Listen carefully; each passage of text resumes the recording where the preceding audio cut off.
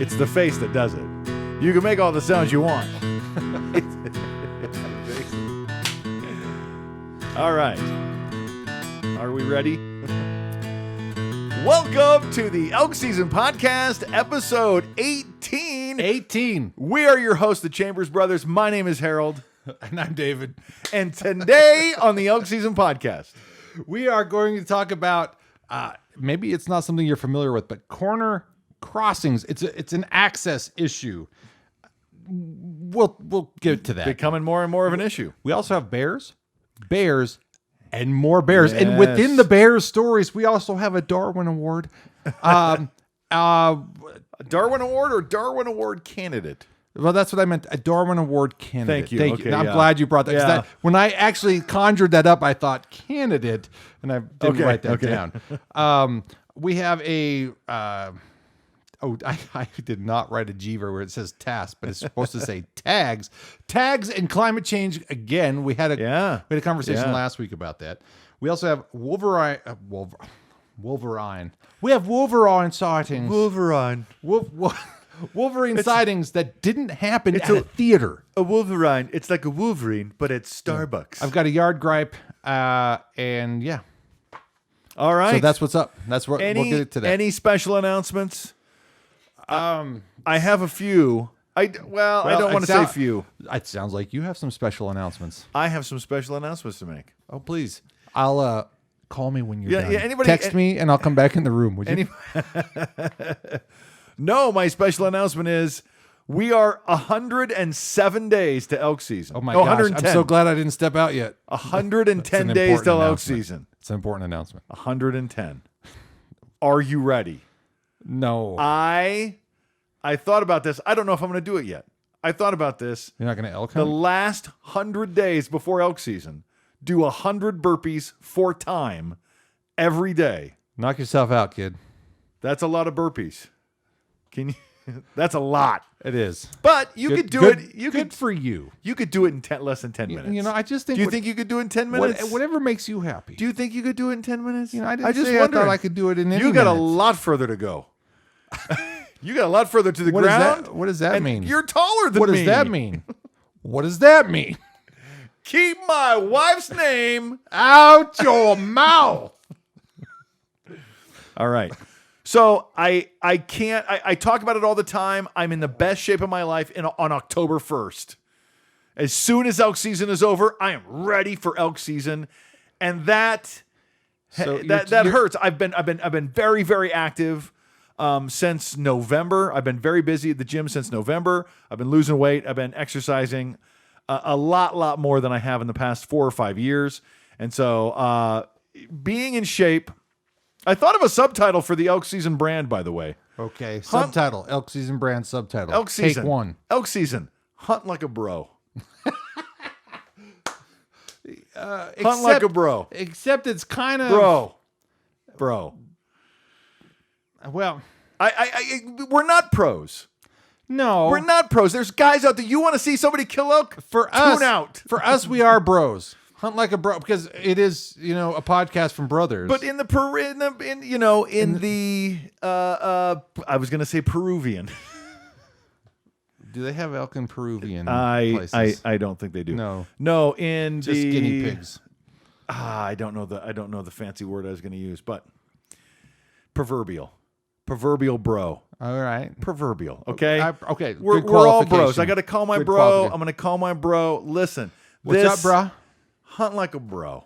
What's up, Okay. bro? When you hunt like a bro, you keep all snacks that you eat. You keep extras because your bros are looking at you going, "Oh man, I wish I would have brought some of that." Yeah. Here you go, buddy. Oh. We'll hunt like a bro. So speaking of which, yeah. I thought of something today that Sometimes I I share with you. Sometimes I don't. And I know you're the same. well, yeah, because here now all of a sudden I'm realizing, do I share this with you or do I let you have that moment of son of a bee? I let you have a few moments. And I'm just going to give you son of a bee. The bee is for bacon. And I'm going to let you dwell on that until you find out what happens in the field. What? Yep. What? Yep. Boom. Bacon? You're bringing bacon? Son of a bee. You have no idea what I'm talking have about. no And you know idea. what? I'm going to leave it cryptic like Is that. he going to? Okay. It has something to do with food. Obviously. If it's bacon. Hunt like a bro. And it's not bacon strips. I've packed beer high up onto Elk Ridge. True. And I never can bring myself to drink a beer. Neither can I. I never can. I can only do it at the tent. I'm so exhausted. I can't drink that high on the mountain. I can't either. And so I stopped carrying beer. And what's interesting is last week I did bring up the notion of powdered alcohol. Yeah. And that's an interesting technology. And it's Yeah? well, we talked about it. So, but then again, but what you're saying is like, would I want it? Yeah, exactly. Would I want it? Yeah, my perfect cup of coffee that I have at home that I love so much. Yeah. It's not the same on the mountain. Unless you do like I do. Wow. Be like your bro. I know. And pack grounds that you ground the day before you left. Have a coffee press in your jet boil. Have some coffee creamers, those and sugars. And I'm not the powdered creamer either. Yeah. I hiked up there with those little tiny packages of coffee creamer. Hunt like a half bro. and half. Like a bro. I'm telling you. You share that coffee with me? Or do you like, I'll make a mask? I Or was like, in- where are you on that spectrum? I was in my tent Yeah. when I woke up in the morning.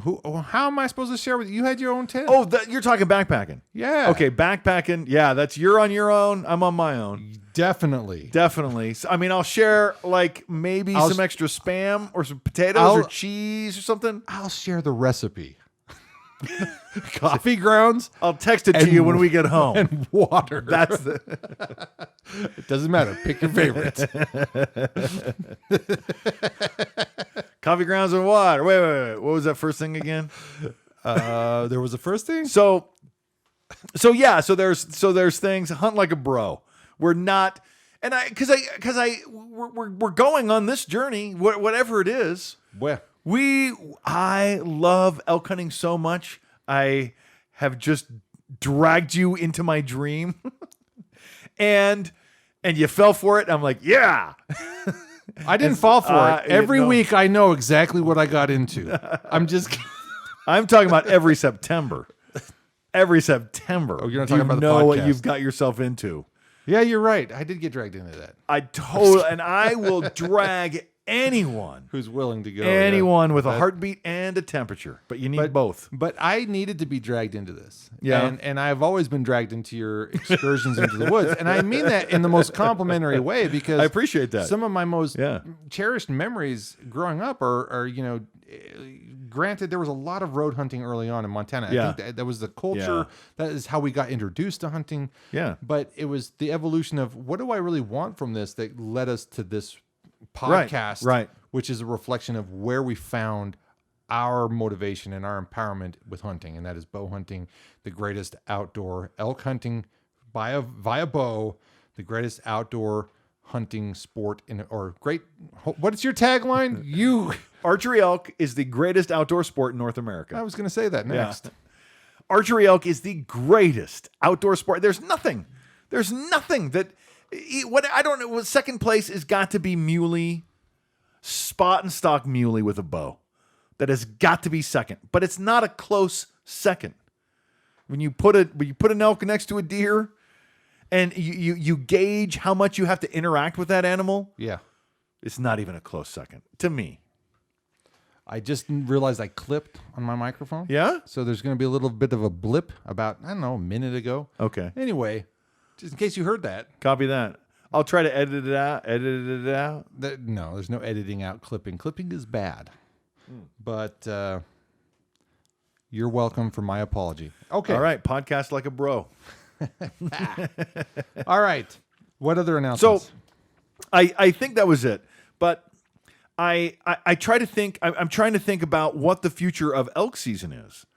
I mean, I love doing the podcast. I love talking about elk. I love thinking about elk season. I love talking about the ecosystem, everything with the wolves and the bears. I did not know how obsessed with wolves I was. Okay. Until I started doing this podcast. And I don't like to think I'm obsessed with wolves because people that are obsessed with wolves are just weird. I mean, they really. It's like, hey, whoa, easy on the wolf thing. But I've been so curious about wolves. Yeah. From the very beginning, I was so young. I was 17 or 18 when the wolves came back in Montana and people are talking about it and you get to hear both sides. And I've always just been so curious, like, why is there a controversy?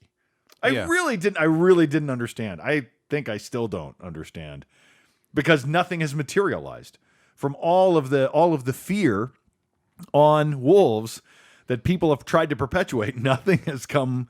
Yeah, they do prey on livestock occasionally, but I think with any debate, and this goes from politics to wolves to whatever, my approach lately has been, look, I think ultimately people at the heart of it all just want to be listened to. Now, granted, it could go the direction they don't want, but if you can at least feel like you were heard, right, is an important part. Right. And I think what has happened a lot in the last, I don't know, several years, fewer people are willing to listen. Yeah. And I just hope that whatever stance I take, and so instead of pointing the finger as I've just done, I'm going to point the finger back at myself, because this is ultimately how I try to approach things. I hope to be more mindful about listening. I don't have to agree with you on everything, but I can appreciate that you have your stance.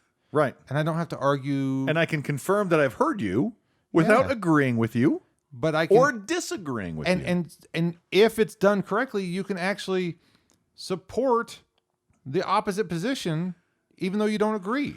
Yeah, and I've been on all sides. Yeah. Of the whole wolf thing, and I've always found it very, very curious. So I've always been super, super interested in wolves, and from the beginning, it has sort of been for the same reason. I would like to hunt a wolf. I've always wanted. How do I thought it would be so cool if the ecosystem was restored and we could hunt wolves like we hunt coyotes and fox. I think fox fur is so gorgeous. I think it's so amazing.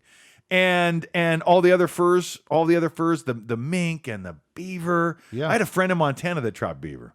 Okay. Oh, he once actually hit a mountain lion. He was a taxidermist. He hit a mountain lion with his truck. He's like, well, just throw it in the back. On the way to Lincoln. That's a wild country up there. I'm trying to remember I wonder if this is the person that is in my memory, that the taxidermist that I came across many years. It must have been this person. Yeah? Yeah, no, it was because he also had Mike was his name. I don't know what his name was. He had a bum leg from the knee down on one side. All I remember is I went to this shop one time, and I think it might have been with you, and he had his taxidermy stuff up there. But I remember one of the things he had in his shop was a fawn and a.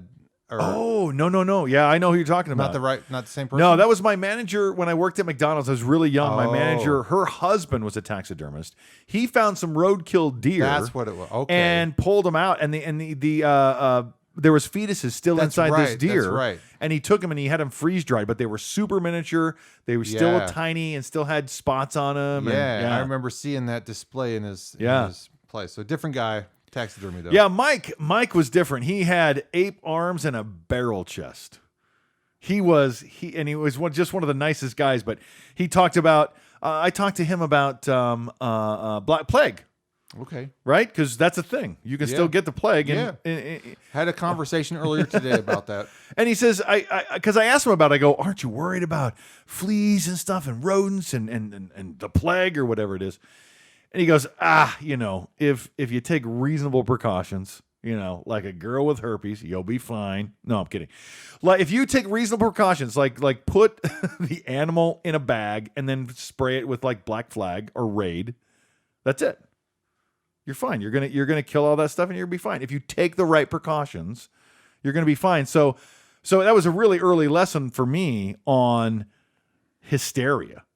Right? Well, what do you do? Well, how does it actually work? You can be all this anticipation and fear, but if you think, well, how does it actually work? Well, how do we negate that? Oh, okay, no big deal. Yeah, pandemic aside, these lessons have been around for a long time. Absolutely, yeah, they've been around for a long time. And it's not to say that any one approach is right or wrong. There's a lot of good approaches and there's a lot of bad approaches, but just fear is a really weird player in all of that stuff. Yeah, and it's hard. It's a hard factor to remove. Yeah. When I fly my drones, I know I told you about this, but I fly drones, like racing drones, and they're really fun. And I just don't want to crash. Crashing is expensive. I have to solder. I have to I have to buy new stuff, and I have to work. I have to take these glasses off, then put my cheaters on, and then get my face right up to it so I can see what's happening. But flying on the simulator doesn't have fear. I don't have the emotion of fear. I'm just screwing around. And then when you add the element of fear, it's like 60 to 70% of what you're using to fly is fear. And so you have this very small base of skill to work with. So anyway, that having that extra emotion does make difference in our lives, in our decision making process. So whatever. I like wolves. I like talking about the wolves. They're part of the ecosystem. I think they're a great part of the ecosystem. And maybe someday I'll get to fill a tag. Maybe. You never know. It is my goal. And I think I know I've told you this before. Yes, you have. You've told me this. I go in, you buy a sportsman's package in Idaho. I got 5 big game tags. They are 5. Good every September, all month long. Yeah. Deer, elk, bear, lion, and wolf. Yeah. I would love to start September with 5 empty tags and fill them all. And speaking of which, that'd be tough. we've been close to bear. We talked about that before. But mule deer, high country mule deer, up where we hunt. Yeah. That one year that I've talked to you about where I came across, and so I'll retell the story. It was I was hiking around looking for elk, still new to the area, hadn't introduced you to this area yet. And I came across a little 2-point buck, and I was like, he's right there. He's like 40 yards, but I'm like, I'm not gonna. Right, it's elk season, right? And that's a problem that I've had. I'm hunting elk, but I've got a deer tag that's perfectly legal. And so I've finally come around to like, look, if the right opportunity presents itself, I have a tag for either. Yeah, I'm going to go for it. We've talked about that out in the field, actually. But this was a small bachelor group of mule deer bucks. Yeah. And it actually wasn't the 2-point that I saw first. It was actually, I came through this woods, there's a clearing, there's some trees, and then over at the edge of this clearing, the mountain kind of has this little, I'd almost say it's kind of like what do we call the elk plateau, or what, the elk meadow or whatever. Yeah, Elk Park. Elk Park up on Elk Ridge. Yeah, up on Elk Ridge. There's that place that's nice and flat. There's a little smaller version of that. And we've been there a couple times, but I came through looking for elk, and I look across, and over at the edge of this clearing between 2 pine trees. So there's lines of trees, but then there's this gap where no trees exist. And all I see are 4 forks of a mule deer. Wow. He's bedded down. Oh. He's on his belly. He's laying there, and he's gorgeous, and he's silhouetted by these 2 tall towering pine trees, and there's a drop off behind him, so you see the mountain in the background, which is what we call Ripper Ridge, really. Oh yeah. So the Ripper Valley is behind him, but it's a drop off right behind him. So I see these beautiful, huge forks of this 4-point mule deer, and I'm awe-inspired. I just stop and I just watch. I just look at him. And eventually I'm just like, well, let's see if I can stalk him. Because at this point, I think there's only one mule deer. So I'm going to see if I can get close to him. So I think maybe I'm like, I have a mule deer tag. Let me go ahead and do this. I think it's because I passed up a 2-point the year before. I got within 30 yards of a 2-point, and I'm like, I'm hunting elk. Right. And so this time I'm like, well, this is too good to pass up. So I'm going to see if I can get close to him. And so I start going through this field, and I'm being cautious and I'm being slow. And I get about 30 yards into the field. So basically, if he's 100 yards away, I'm 30 yards closer to him now. Okay. He's still quite off.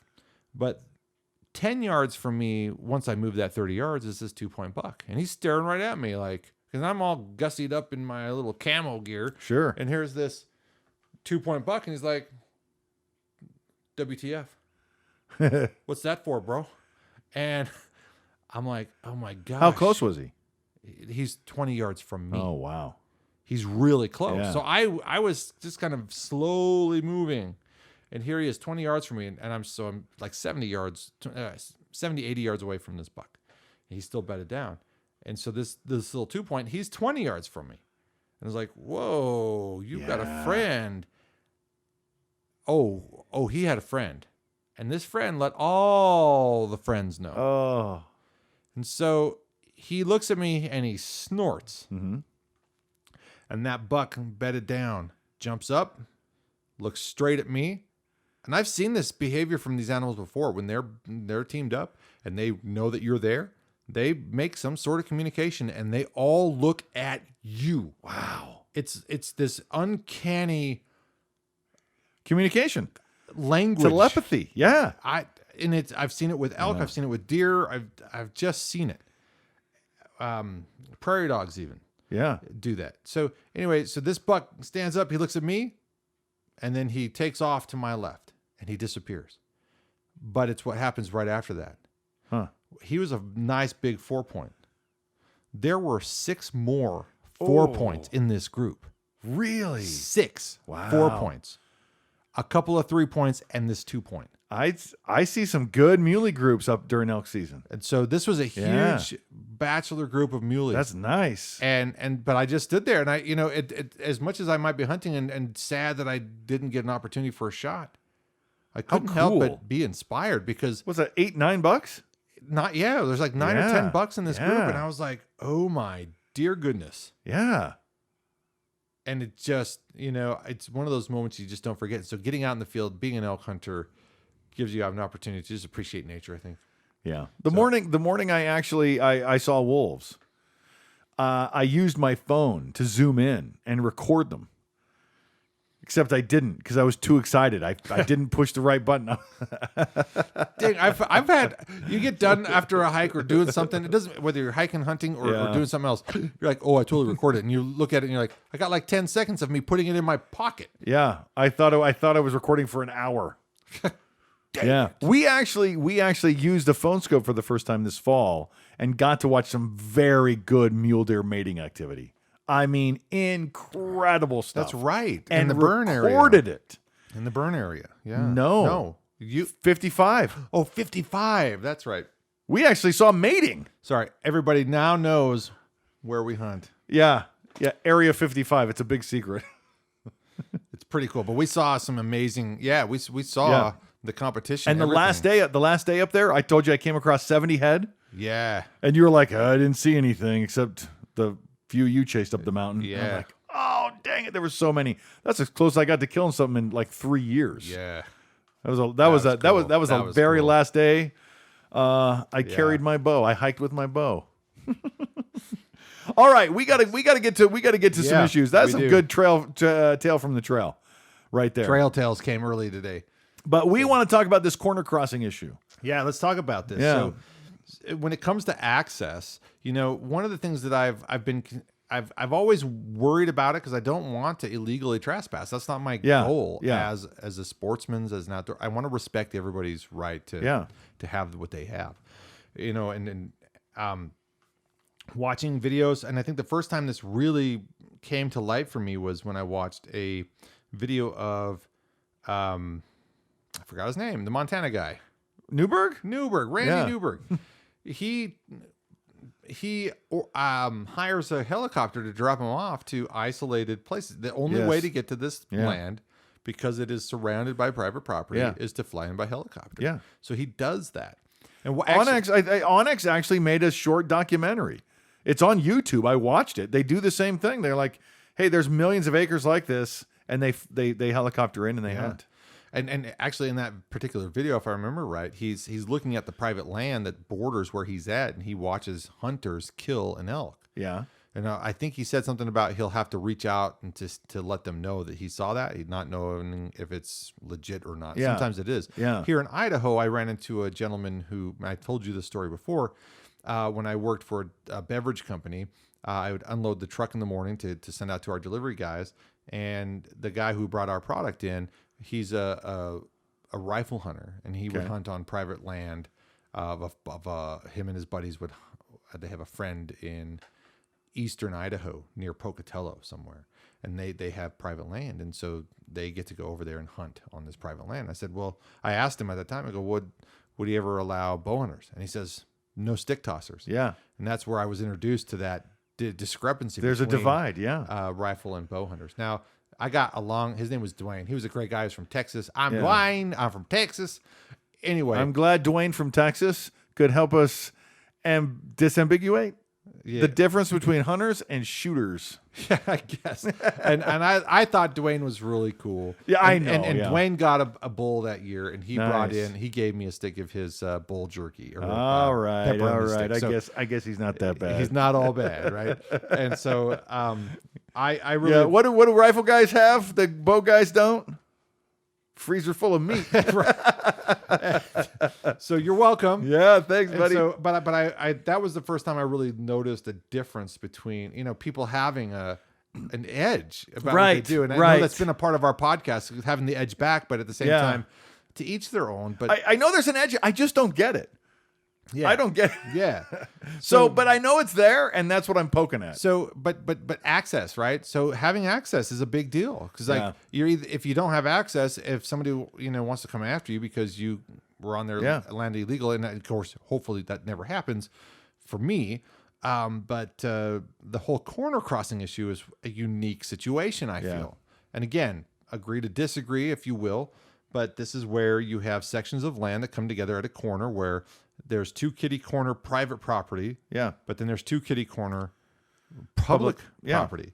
But the only way to get from public to public is to go across these corners. Yeah. But technically, in doing so, you violate the law by trespassing on the private corner land. of the private land. And so this has come up lately with some fairly substantial lawsuits. Yeah. There was a big lawsuit, and that it ended. It wasn't a lawsuit. It was a criminal trial. So this is the second corner crossing case. A criminal trespassing charge against a Missouri hunter was dismissed. Right. And basically, they got to one of these corners, but they're like, I need to get across this section to the next corner, and so or to the other land. So somehow they were found out and became a big deal. But it was thrown out. Yes, it was thrown out criminally. Criminally, yes. Now they're looking to file civil charges. They are filing civil charges against this same group of Missouri hunters, or at least one of the Missouri hunters. And I think the whole purpose of it is to create precedent. I really feel like there's an element of that in there. Yeah. Because who's watching every corner of every square mile? There's so much land. We live out west, man. And there is so much wide open spaces. You can't even sing about all the wide open spaces, man. Yeah. And you're going to watch corners to see what's going on there? I feel, this is just what I feel. I feel like this isn't a picky landowner, but it's somebody trying to push precedent to give us better access to the public land. Very, very possible. It could be. I just think that. I don't know if it's true. So I guess the question comes up then: do you believe that the public should have the right to access public lands by corner crossings? I do. Because there's a petition. I do. There's a petition you can sign. And I signed that petition. I have the link on the YouTube. If you go there, we're about 28 minutes in, probably 26 with bloopers. And well, that beginning sequence. Hey, how many times did I do that? I just want to make sure that I have what you need for editing. But yeah, if you're listening to this, then it's about look like 28 minutes in.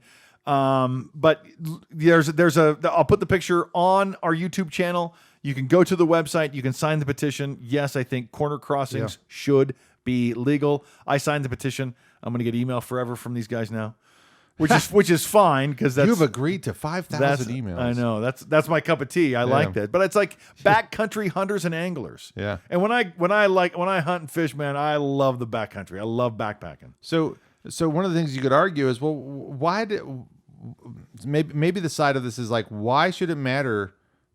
Why should you have access? Maybe you shouldn't have access. So maybe the argument is you shouldn't have access to cross these corners. Well, let's paint a picture here. Okay. You've got kitty corner property with private and public, right? Yeah.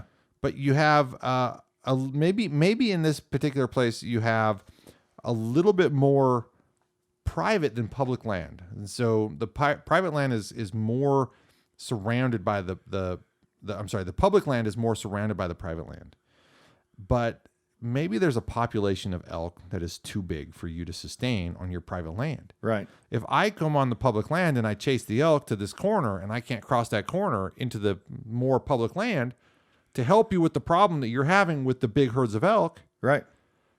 this seems a bit concerning, right? Because that's literally, not literally, but that's one of the potential concerns that I have with this next article, which is talking about elk herds in Wyoming, particularly in some areas, are causing problems for private landowners. In fact, the article I read, probably the same one, but published through a different place. Sure. Talked about the landowner saying, sometimes there's more elk on my property than there are the cattle that I'm ranching. Right. And so I have a couple of solutions. Now, first of all, well, cows like to eat the same thing elk like to eat, yes, but wolves don't care where your property line is. true. That's answer number one. You know, in Colorado and in Wyoming and Montana and Idaho, maybe the elk do know during hunting season that they can go onto private land and not be shot at. But you can't go anywhere and not be chased by wolves. So I think wolves are going to have some sort of balancing effect when it comes to the issue of private land. Yeah. I think wolves That's are going to a good play a point. part in the corner crossing because you're saying, we're saying, and we said earlier, elk know when you're hunting and they know where private land is. They know where they're not going to be shot at. Yeah. We've taught them that. But we can also teach them, hey, that was maybe on podcast 3 or 4. Somewhere in our early podcast, we talked about that very thing about how land animals are trained, and you talked about a study that said exactly that. Yeah. So having these natural predators can help bring. So if you have private land, you have a bunch of elk. You don't allow hunting. Fend for yourself. I guess. enjoy, Yeah. Or wait for the wolves to break them up, or train some dogs. Right? There's got to be a dog out there that can do the same thing a wolf is doing. So this next bit sort of still piggybacks off of this whole idea. So there's a lawsuit that is accusing state officials of attempting to force public hunting access to private land through restrictive hunting regulations and programs such as damage hunts and So anyway, so tell me more about this. This comes from the Helena Independent Record. This is something that they've done for a long time. I don't know exactly how they force public land hunts. Yeah. I'm sorry, or private land hunts. Yeah. But there are so many tags for certain areas. Like this elk herd is too big, and they're all coming down to private land every winter before hunting season even starts. Yeah. Now we have to do something about this elk herd. What do we do? Well, you can allow hunting on private land. Well, I don't know the ins and outs of that. Interestingly enough, in Montana, they have precedent for this private land situation. Do they? And I say precedent not as a lawyer. I'm not legally able to say this. Do not take legal this advice is out of from my domain. brother. But it comes down to the available access for streams and rivers. Yeah, you're right. In Montana, it has to be navigable. You have to be able to navigate a river, but if it's navigable and it goes through your property, I have the right to be on that river. Yeah. That river. Yep. So if you can, what's navigable? Can I take a kayak? Is it a raft? I don't know. There's got to be bubble of some kind. Yeah, there's got to be. I would imagine, those hamster wheel floaties, or not floaties, but I could navigable. But they are floaties. So there's a guy that was going to cross the Atlantic Ocean in one of those idiot balls. Yeah, that's great. And he got 5 yards out, and it got popped by a sea urchin or something. I don't know. He didn't make it. Is the point? I don't know how far he got. Okay. Anyway, that land access issues, it's important. I like OnX except for the fact that you have to pay for it. Right. When you can get it for free from the websites we mentioned before. From other websites. But the idea is still the same, and there's been lots of issues. One of the most beautiful mountain ranges in Montana is just outside of Bozeman. Yeah. It's called the Crazy Mountains. Yeah. And they are crazy surrounded by private land. Wow. It's really hard to get access to a lot of that. Wild country. Yeah. They're just across the road from Yellowstone. Wow. And the Beartooth Mountains. I mean, it's just, there's a pass right there. And the crazy mountains are just so inaccessible because so much private land. And, you know, it used to be, I don't know, if I bought a piece of private land, I could build a road on public land to access my private land. Yeah. Think about that for a second, folks. Yeah. Think about it. Yeah, that's, I mean, Let that settle in for a second. Just really figure it out. Figure it out. Figure it out. Yeah. Like, So, right. I mean, really, you can get permission to build land on a public road to get your private property. Can I build a road on your private property to get to public land? I think I should be able to. Now, within reason, Yeah. right? I'm not going to build a road through everybody's property just because somebody different owns it. Idaho has precedent on that. What do they have? What do you know? Oh, so in Talk to in me. the 1980s, Yeah. there was this pristine draw in up a creek called Antelope Creek, Okay. and There's a lot of Antelope Creeks here, by the way. yeah. So hear me So, out. yeah.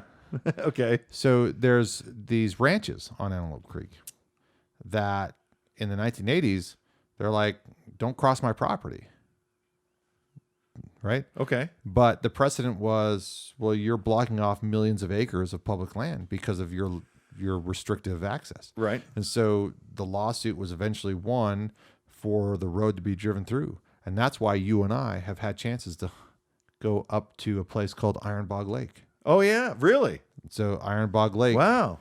the access on Antelope Creek Road. Yeah, you're right. You're right. That is through a lot of private, good grazing country. The elk come down there in droves in the wintertime. Yeah, and Yeah. just amazing place to go. Fantastic. I love. What would you give the shed hunt that?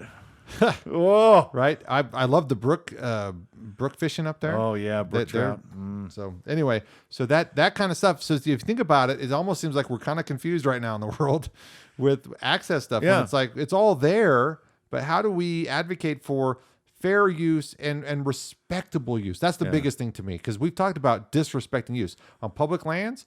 Like I read an article just earlier today about how they had a scuba dive team. It was a non-for-profit or something that got together and they scuba dived in Lake Tahoe to remove hordes of trash. And they found stuff from the 1980s, cameras people would drop and watches people would drop. They found like 34 diamond rings, people proposing and dropping the rings, Wow.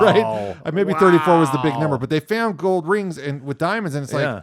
all this trash and all this garbage. Well, somebody's got to, anyway, I forgot what my point was, but the whole thing was being respectable and land use. I guess dropping something incidentally is not a big issue, but we talked about coming out of our trailhead one time and I slammed on the brakes and threw a few expletives because somebody left trash in a fire pit.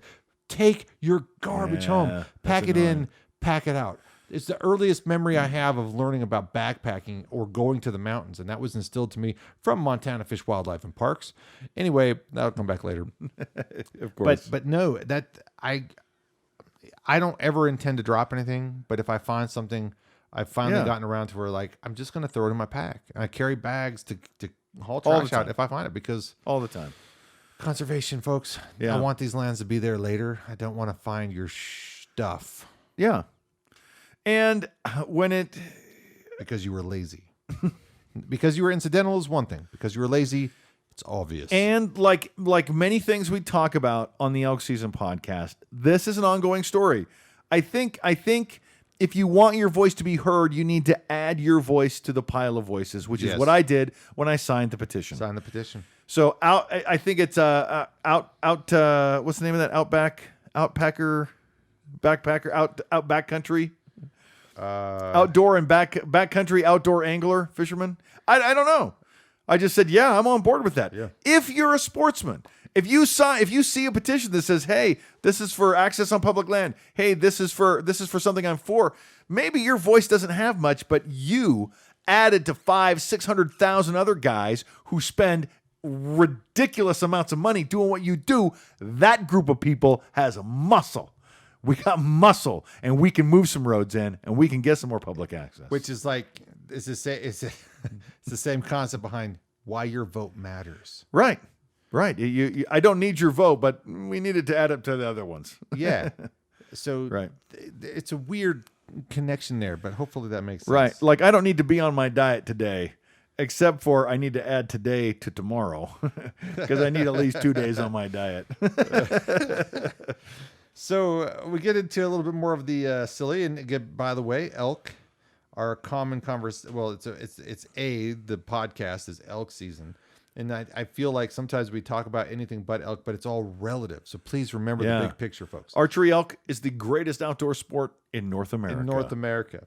I'll get you a shirt that says that. Thank you. 'Cause I need to remember that because I forget. What's your slogan? It's a good shtick. Hunt like a bro. So speaking of wolves. Yeah. Wolves love to eat elk. They love it. It's their favorite food. It's like, man hates wolf because man is wolf. Yeah. Okay. An elk trying to flee from a pursuing wolf runs onto a highway and runs into a car. Yeah. There's a picture. It's a still frame, but I see where this is going. Yeah. I need to watch this video. I have hit 2 deer, and I have had 1 deer hit me. Yeah. Okay. And they hard charge into you. That's weird. That's weird having an animal hit you. Yeah. Speaking of prey being predator. Sorry. Of a prey animal. Prey animals chasing backwards. Reverse that. Predators chasing prey. Are you drinking a Cosmopolitan? Is that what that is? I don't know. It looks like a Cosmopolitan. It's almost gone. What's in it? It's just that's a Cosmopolitan. Okay, good. So it's pink. That's all I know. I came across earlier today a story of some hikers in Glacier National Park, a okay. place that I grew up kind of nearby. I've been close to it, but I've never been to it, which is heartbreaking. You have, but you don't remember. Shut up. I remember. Okay, it was a train. It was a train ride. We took a train ride through Glacier. That's about the only time I've been in Glacier. Oh, I remember now. I was an infant. I remember Mom looking down. You were like 1.5. I don't. That's not infant. That's toddler. You were a toddler then. Anyway, I think so. So the point is, these hikers are there and they see these mountain goats, and these mountain goats start charging them. And they're like, get off the trail. They're going to get us. And the goats are not charging them. The goats are running for their lives because a grizzly bear is chasing them. And a grizzly bear pops out of the woods right after this. The guy is like, oh my gosh, holy... Okay.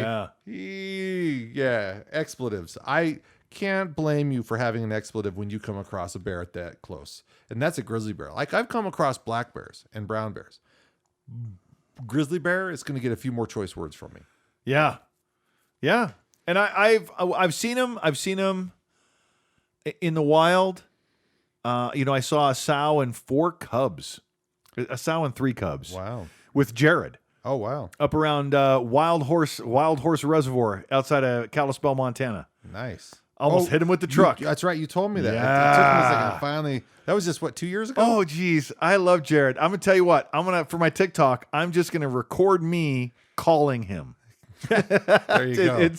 I show up in Kalispell. I'm like, buddy, I'm working, but I got time to hang. What do you want to do? He's like, oh my gosh, let's go. He says, okay, let's drive around this. And it's just before dark. And we are just outside of Glacier. Just. Okay. He goes, I want to take you to my tree stand. I'll take you to my tree stand. Show you my tree stand. I got a really good tree stand. Let's just hike a little bit. We'll just hike. We don't have to go very far. Let's hike. And I'm like, dude, I did go hiking with him. I was unprepared. I don't have the right shoes. I don't have any bear spray. Yes, I'm concerned because I'm a coward. And because you're thoughtful. Anyways, so he goes by himself. I go, I'll park here and I'll wait for you to get back. He really wanted to go check on his tree stand. So he goes and checks on his tree stand. It's like, all right, well, it's dark. Let's go out of there. So we start driving back and hey, look, 4 grizzlies. Jeez Louise, man. And then three black bear, which was a sow and 2 cubs. Wow. Yeah. On the same stretch of road. Anyway, that's my trail from the tail. Tail from the trail. It's a good trail tale. Yeah. So in another bear story, because we said bears, more bears. So here's some more bears. We don't want any trouble. Watch out. Nervous cyclist talks to a grizzly bear. There's a grizzly bear. You see the picture of his bike, and there's the bear. He's like, hey, man, we don't want any trouble. Like, hey, I just got here. I'm not from around here. Look, man, I can't run from you. I have an e-bike. I can't even pedal myself here. That's what that says to me. The grizzly goes, "Oh yeah, he doesn't have any muscle on him to eat anyway. He's driving an e-bike. Must be from Seattle. You must be from the city." Well, I'll tell you what, city folk. I need me a big old country boy to snack on. That's why I'm staying in the car. Yeah. Anyway, I refuse to be your little Debbie. All right. But seriously, there's some serious funny stuff happening because why? Why do we have to tell you to stay away from bears and buffalo? Why? Shouldn't it be obvious? It is to me. I blame your teachers. Now, well, hold on. Careful. Don't read too much into that. Reverse that. Okay. I blame your dad. Sleep. This was, again, I do, but I don't understand it. But at the same time, it's one of these, it's funny because there's some innuendo or something about it. Sleep in the bear bag. Fight the biggest bear you can find to send the message to other bears. And 3 more great bear safety tips our lawyers don't want us to share because they are too effective. This is just obvious sarcasm. Don't do that. You know what a bear bag is, right? Please, that's what I don't understand. A bear bag is the bag you put all your food in to hang in the tree. Oh, sleep in the bear bag. So that'll show them. When I originally read this, I noticed just now when I was rereading it, there are quotations around these things, and I would. Right. Context, dude. Come on. My brain just let me down earlier. So I got it now because it's like, fight the biggest bear you can. Oh, fight the biggest bear you can find to send them a message. To send a message. It's, just like the first day at hockey camp. You know what, buddy? You're big, but you know what? I'm bigger. I got you. You think you're tough. You ever seen that? The footage of this fisherman and a grizzly's taking some salmon and he comes out and he fights the grizzly. It's fake, obviously, and they're like throwing punches, like duking it out. It's hysterical. You got to find it. It's just funny. Anyway, more bears. Taking my fish. A Wyoming man enjoyed a hike in Yellowstone Tuesday. Came upon a grizzly less than 30 yards away. That's close, by the way. Look, elk hunters who may decide to listen to this, because we know a majority of you maybe aren't. I'm just kidding. I don't know anybody. There's 3 people. Yeah. You, me, and some random person. Yeah. Either way, the point is this. I think my sister pushes play and then walks away from it or does something else. That we get plays that way. Does some scratch tickets. I don't know. Probably. I'm going to have to try the scratch ticket method. I'm usually paying way too much attention to what I've already said. This is always death. Ooh, I got $3. Ooh, free scratch ticket. Maybe this podcast isn't so bad. Tips. It should be tips for scratch tickets. Okay. So why didn't he get mauled? He's only 30 yards away. I don't know. According to the report, it says. According to the Game and Fish Department. Yeah, Game and Fish. Said, the person said he didn't try to feed it, pet it, or put a saddle on it. He just did get mauled. Yeah, it's amazing. Yeah. Yeah. Yeah, I usually leave my, last bear I saw, I was like, you know what? We could try the saddle this time, but I just wasn't feeling it. Just talk to the bear. We don't want any trouble. If I could afford an e-bike, I would buy an e-bike and I would stop making fun of e-bikes. Yeah. That's a true story. That is true. So I keep seeing people. This neighborhood that we're in right now, there's a lot of kids with e-scooters. Oh. And I'm just like, oh my goodness. I always had one of those manual ones. Yeah. Yeah. I mean, I was lucky if we had both pedals. We're like, oh, I'm styling. What are you talking about? I had a scooter. I didn't get any pedals. Oh, yeah. The scooters weren't out when I was a kid. The Flintstone of bikes, man. Do you remember the green machine? You steer with your feet and you pedal with your hands? It's called a green machine. It sounds like I would knock my head off on a curb somewhere.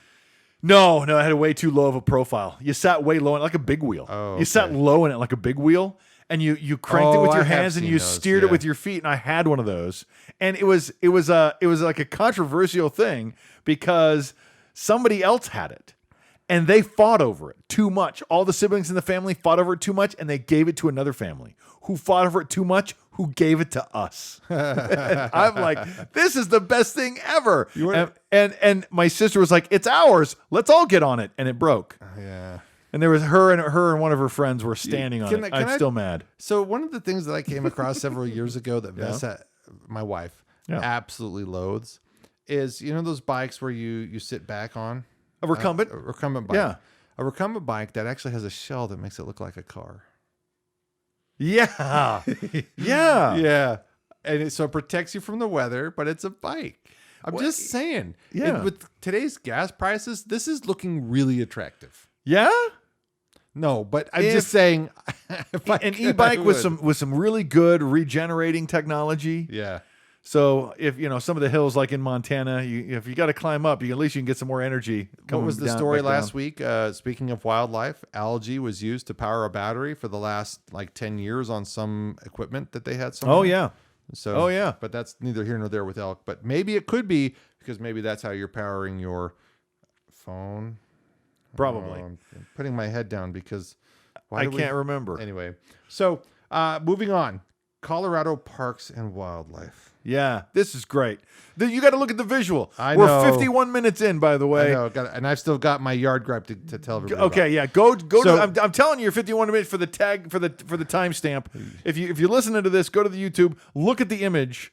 Yeah. At 51 minutes, about 51 minutes, you'll see this never happens. This could happen, and it's really like a shark is not going to run into your yard, but a bear could. Yeah, and that's an important public safety announcement.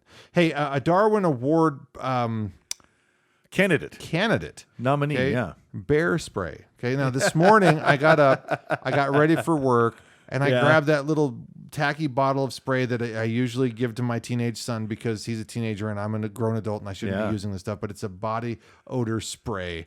Okay, and so I had Axe.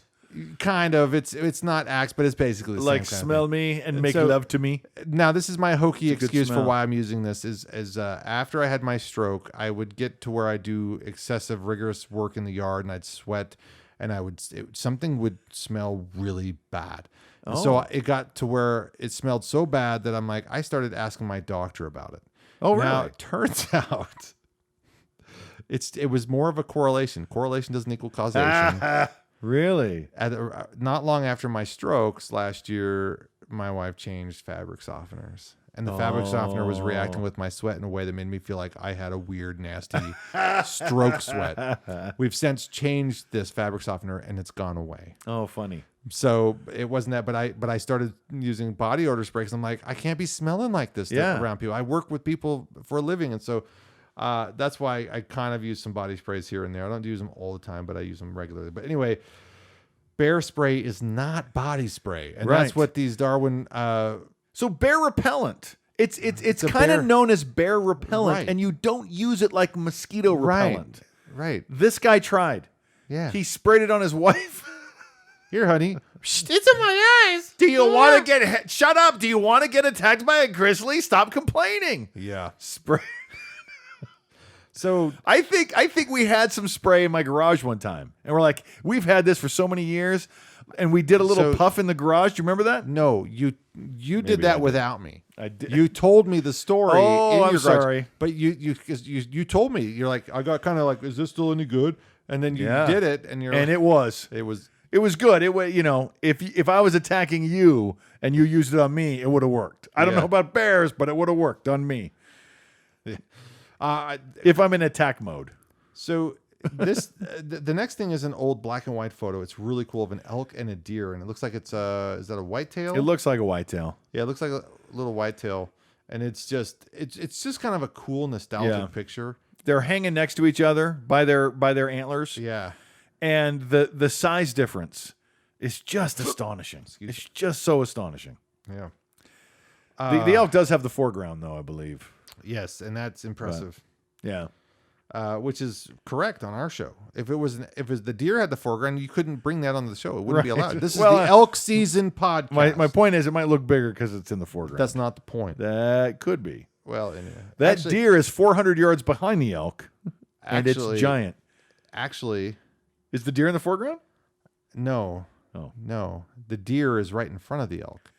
The elk, because there's a wire that goes up. So the elk is in the back and the deer is right in front. So it's not about foreground, background. They're literally right next to each other. They're both in the foreground. And that deer's head is higher than the elk. Yeah. Holy crap. But probably because they couldn't lift the elk. Yeah. Anyways, just a cool picture. And that's why I don't hunt deer, because I need to fill the freezer. That's why I go to Costco. I take all my Sportsman's Warehouse money and I take it to Costco and I just buy meat. Heck yes. Man, I could save a lot of time and money. I'd eat good. I'd be fat. I'd be fat and happy. The Wisconsin Happier. Department of Natural Resources. The DNR. The DNR reminds hunters that the application period for 2022 elk hunt is open through May. The only reason I put this story in here, as I want people in Wisconsin to know that if they're elk hunting in Wisconsin, that it's time to fill out. But the real reason is the DNR. Yeah, It triggers my brother. He's got this fish, wildlife, and parks, wildlife, fish, and parks and wildlife thing. Look, it should just be the same dumb name. It should be. And it should be the coolest one that's out there, and that's Montana Fish, Wildlife, and Parks. It's just called the You're welcome. It's called the National Montana Fish, Wildlife, and Parks Association. Yes, it doesn't matter if you're Pennsylvania. It should be the Montana Fish, Wildlife, and Parks of Pennsylvania. Of Pennsylvania. So It should be. just get it together, folks. And thank you for triggering me once again. And for whatever reason, I love that I'm triggered. I don't care anymore. At first, I was like, people are no. Go ahead and Montana be Fish, triggered, Wildlife, man. and Parks. That's it. Let it out. If that's your anger, man, we're living in a good world, buddy.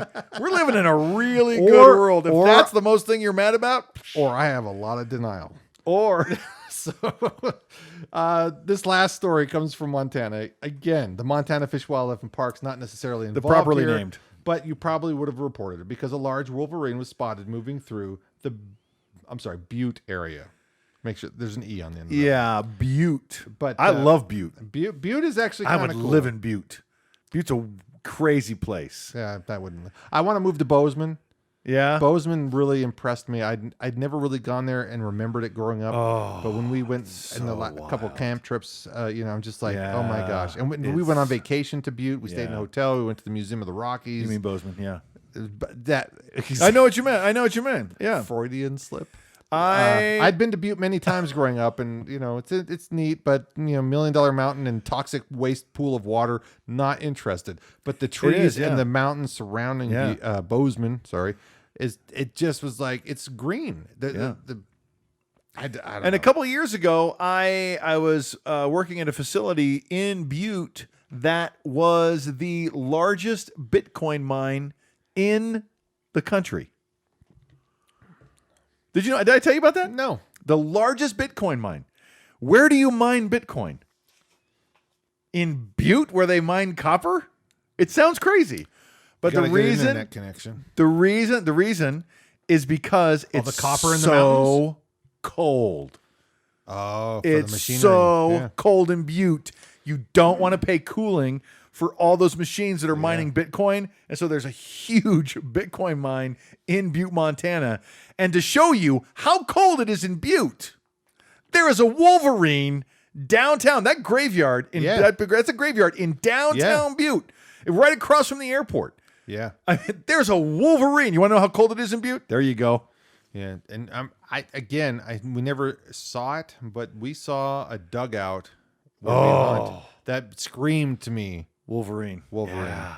But I don't know what a wolverine dugout looks like, but it didn't look like a wolf. But it was screaming. It was too small for a wolf, in my opinion. Oh, yeah. But again, I don't know. No. Maybe Not. not. Too small for a wolf. Where wolves den? I've been reading a lot about this. Okay, well, These maybe it was a wolves. wolf den. Maybe it was a wolf den. So, And every time we hike up that ravine, I always look for that spot yeah. because it was a big hole. I know. I want to see it again now. We'll hike up there again this Yeah. fall. Maybe this summer. Okay. You conned me into hiking up there last year, and I More than once? it was the hottest day that we Dude, but hunted it was last year. Yeah. But that was a good hike. That was a good Yeah. hike. But it's always I don't feel like hiking up there. Yeah. And it is hard work. But once you get up there, it's like And it's only vantage. 30 minutes later. Yeah. It's only 30 minutes. It's 30 minutes of hard work. The more you hike something, the shorter or the less time It you feels. perceive it takes. Yeah. Because it's just that much more familiar. You Yeah. just know what you Now have we can to go do. from Elk Ridge across the butt crack over to the What- kitchen in the backyard in an hour. What helps that? Yeah. Being in shape. Very Being in much. Very much. So last but not least, I've got this yard gripe. So Yes. a tale from since last week. So I got a position. My back is woo. You've been shoveling a ton of rock. Yeah. I did a lot more work today than I guess I thought I did, but I mean, I started at 6:45. I was Yeah. in my office. Are you on summer break officially? Yes and no. I've got You're between semesters. summer. Yeah. I've got some summer classes I got to prepare for, so I'm still going in the morning. I've got a 15-year-old in driver's ed. He goes at 6:40 in the morning, so I get to my office 6:45. I continue chipping away at stuff. I had a meeting this morning. Then I got some stuff because we have some landscaping plants that I had to pick up, and I had to go get some. Nothing worse for your life than ton. time off, brother. Yeah. Nothing ruins your life like time off. Today was the honey-do list. You got a and list. Then I had to do grocery shopping and the podcast. Yeah. But it's tomorrow I literally have the day off. We send the kids off to school and we have nothing planned. We just want to chill. See, my whole thing has been I love summer. I want to do lots of stuff to summer. Summer's awesome. I want to do stuff. Let's do some stuff in summer. Summer comes, kicks my butt so bad. I don't even know what happened. Where did summer go? Yeah. So because of stuff like this. Yeah. What happened? What's your gripe? So I get to where I'm taking the dog out the other day, and we have a little dog run. Yeah. And that's mostly to make sure we contain most of her poops because Right. we have a big yard. The kids like to go out there and play. So when you bring over Ozzy and stuff, Yeah. we want to make sure that they're not running around getting smushed up. Sure. And so I occasionally pick up poop in my backyard. So I'm taking the dog out, and I'm going to go out. I'm going to go through this little gate that we have on this dog run, and I notice a dead prairie dog in our yard. Ooh. And the first thing that pops in my mind is somebody has thrown this over the fence into our yard. Yeah. Now, if you look, now when you think about ties into what we talk about, conservation, active management, right now we're living in a subdivision that's being built, which means we're pushing out the old residents, which Yeah. are the prairie dogs. And so there's an overpopulation of prairie dogs over here. I know. I see them every time I leave. Every at that stop sign, I'm like, man, could you get your boys out there some BB guns? So we've noticed that prairie dogs have encroached on our property since we moved in, but it wasn't that like that last year. We pushed them away, but this year they're pushing back because well, they've had their breeding cycle and it's springtime, and there's so more to eat. And so I'm noticing holes even up by the street on the far end of our house. There's one behind the mailbox. Really? There's a hole under our fence by the mailbox. And then there's a hole behind our fence along behind. We have this big trampoline on the other side of our yard. And so I thought the dog was digging in the yard, and I got mad at the dog. And she doesn't remember the story. It's not like I get mad at her. And I sent her some flowers and chocolate. I'm sorry. I ate the chocolate. You can't give chocolate to her dogs. name's Lyra. And so I was like blaming Lyra for digging these holes in the yard. But then it finally dawned on me, oh, it's these varmints. Anyway, so here's this dead creature in the yard, and Lyra's right behind me, but I close the gate, and I'm like, well, that's weird. And I grab a shovel, and I kind of toss it back over into the field. It's this dead varmint. And I'm like, my first thought, though, is not that my dog killed this varmint. My first thought is there's a lot of kids that run around, and for some reason, I think somebody threw this into my yard. And so that's my first gut instinct. This didn't look like it was a dog attacked it. This is, it's just laying there in this weird, random place. And so I toss it over the yard, and I kind of bring it up to the family. I say, watch out for these varmints. If they're poisoned, we can't have the dog eating them. If they have, other diseases, you can't be touching them. So please let us know if you see these. And so not much has happened since then, and we get to today. So literally the story happened maybe Monday or Tuesday when I found the dead one. Okay. So today. So it's Thursday. And so prior to today, I've noticed that the dog likes to go out to the window and to the windows in the house, and she'll stare at the corner of the lot. So to me, the evidence is saying, well, maybe she did kill this thing. Okay. Yeah. So I'm watching her at the back window. She's hunting. She's staring, right? So I'm like, maybe she did, because I'm not seeing, she knows not to dig. So she wasn't her digging. And she'll go over at random times, and she'll just stare out there like she's looking for something, like she had an experience. And so I'm thinking, okay, well, maybe she actually killed this thing and just left it there. She's a golden retriever. They have a soft bite. They can tear into you if they need to. Yeah. But they're known for, they were bred specifically to retrieve ducks and birds, fowl, right? And so they have a soft bite, which means they're going to kill something, but they're not going to tear into it. Right. Okay. And so because I found a whole creature that nothing's gone on it. Yeah. So I'm thinking, okay, well, she maybe saw this and we didn't see her get it. Okay. And she just left it out there because she's raised in captivity. She knows how to kill, but she doesn't know what to do with it after that. Right. So I go, okay, well, she's a murdering prairie dog murdering dog, which is good. We kind of don't want these varmints. So today, Vessa and I are home. I'm in between tasks. I'm done shoveling rock, and she's staring out the window, and all of a sudden she's like, she doesn't make noise. She just gets super excited. Okay. And Vessa's like, there's a prairie dog in our yard. So we let her out. Okay. And she chases it down and kills it. What? Kills it. Yeah. So I take it and I toss it over the fence into the field. Because Good job, Lyra. Lots of hawks and lots of Yeah. She owned it, right? Wow. So I'm thinking confirmation. This was not somebody throwing it over my fence. Right. That's good. That's good. Yeah. Then, Okay. about an hour before you came over, I go into the backyard. I take Lyra out there because she's acting like something's out there. Something's out there. So I take her out there. Okay. There's a dead prairie dog in our yard that appears to have been thrown over the fence. Oh. And there is a board laying next to it as if somebody scooped it up and tossed it over. The whole board and everything. The board and the prairie dog. And it's not the prairie dog I threw out earlier either. Oh, really?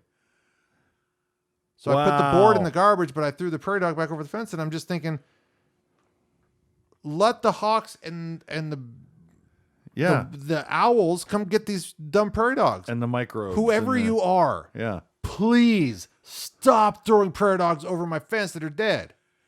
And I actually believe now that first prairie dog probably was the same scenario as what I found today.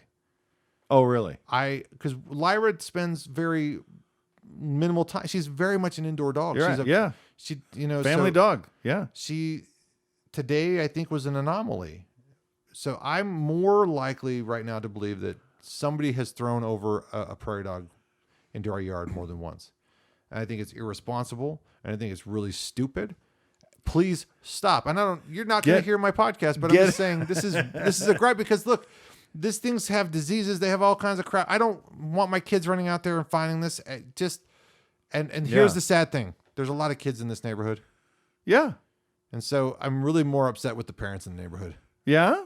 for not watching their kids. Because I think this is a kid that's just being, oh, hey, look, hey, what am I doing with this? And I had this issue at the last rental I was in where the kid next door would just throw random crap over the fence. And one time threw a huge rock over the fence and it landed 5 feet away from my 4-year-old. Wow. And I had to have a conversation with the parent. Yeah. And ever since that conversation, it just, I think they felt attacked. But I'm like, look. I would suggest you gather a little bit more evidence. Maybe with a Ring camera. I agree. That's where I'm at. Okay. That's where I'm at. I have to gather more evidence. I mean, it's fun to curse people that we don't know. It's always fun. I think the evidence this afternoon, though, because I know where Lyra was at. Right. And that thing showed up out of nowhere. Right. With a board next to it. And the wind wasn't blowing that hard. Yeah, we didn't train her to kill boards. This board is, it's like a 4.5 inches by like 12 inches. Okay. And it was a piece of siding. Oh, okay. That you'd use for a shed. Okay. Like it's a particle board kind of thing. And so like fiber. And so it's like, oh, somebody scooped this up and just threw it on over. Interesting. Why? Interesting. Yeah. What's the point? If you're going to throw crap in my yard, go ahead and pick all the weeds that have piled up there. Because there's this huge corner of where it has caught all these weeds. And so anyway, that's my gripe. Public service announcement. Please be more responsible. What if your dog's killing prairie dogs? You throw them over the fence. Somebody else's cat is finding them, bringing them to their house. They go, this doesn't belong here. And they're throwing it over the fence to you. I think the evidence highly suggests that's not happening. Let's find out. But I will agree that I need more evidence. It is a possibility, though. I do agree with you, though. I need more evidence. And I got to collect it in a smart way. But other than that, that was my yard gripe. All I want is be respectful, put out good into the world, and you'll get good back. But this kind of crap doesn't help. To be continued. As always, have a great week. Remember, stay in shape. Elk season is 110 days away. Days away. Have a good week. Cheers.